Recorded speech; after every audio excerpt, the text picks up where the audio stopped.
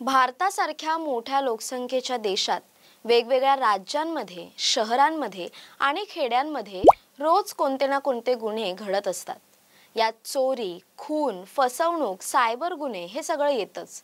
पण सर्वात धक्कादायक आणि लाजिरवाणी बाब म्हणजे अल्पवयीन मुलींच्या बाबतीत होणारे लैंगिक अत्याचार आणि खून। ही गोष्ट केवळ एका राज्यापुरती मर्यादित राहिलेली नाही। यामागे असते अपुरी शिक्षण पद्धती, वाईट सवयी, समाजातील जबाबदारीची कमतरता आणि कायद्याविषयी भीती न वाटणारी मानसिकता। आज आपण बघणार आहोत पुणे जिल्ह्यात घडलेली एक अशीच वास्तववादी घटना, जिच्यामुळे संपूर्ण गाव हादरून गेला।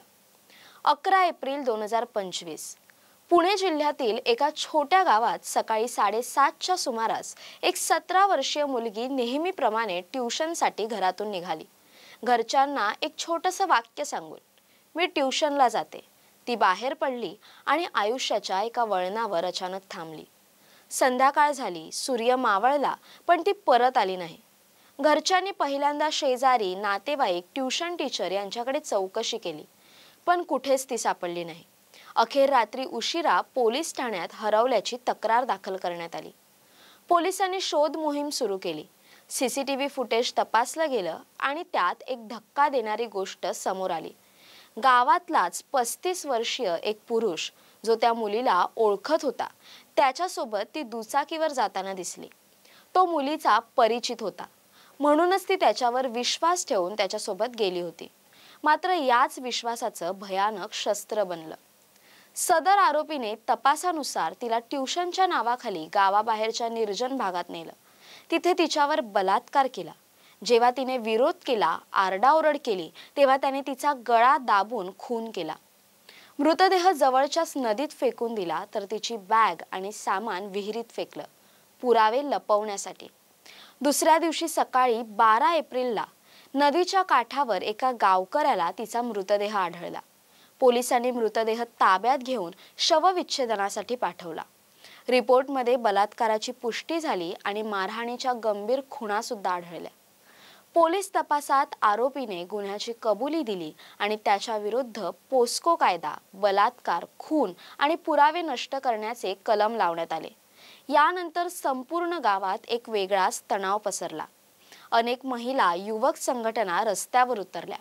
आमचंच गाव, आमचीच मुलं, मग असं का, असा सवाल सगळ्यांच्याच ओठावर होता। या घटनेमुळे पुन्हा एकदा ओळखीचा माणूस ही संकल्पना संशयाच्या कटघोऱ्यात उभी राहिली। बालिकांच्या सुरक्षिततेबाबत प्रश्नचिन्ह निर्माण झालं। कायद्यात सुरक्षा आवश्यक आहेतच, पण त्याहीपेक्षा अधिक गरज आहे ती समाज प्रबोधनाची, पालकांच्या जागरूकतेची आणि मुलांना स्वसंरक्षणाचे शिक्षण देण्याची। शहर असो किंवा गाव, प्रत्येक ठिकाणी अशा विकृत मानसिकतेचे लोक वावरत आहेत। ते कुठल्याही वयोगटातील, जातीचे किंवा वर्गाचे असू शकतात।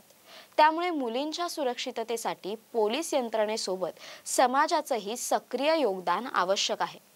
लोकांनी संशयास्पद हालचाली पोलिसांना सांगणं, मुलींसोबत नियमित संपर्क ठेवणं आणि त्यांच्या मानसिक अवस्थेकडे लक्ष देणं, या गोष्टी केवळ उपाय नाही तर आता गरज बनली आहे।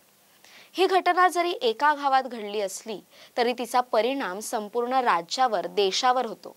आज जर आपण अशा गुन्ह्यांवर गंभीरपणे विचार केला नाही तर उद्या ही समस्या आणखी भयावह रूप धारण करेल।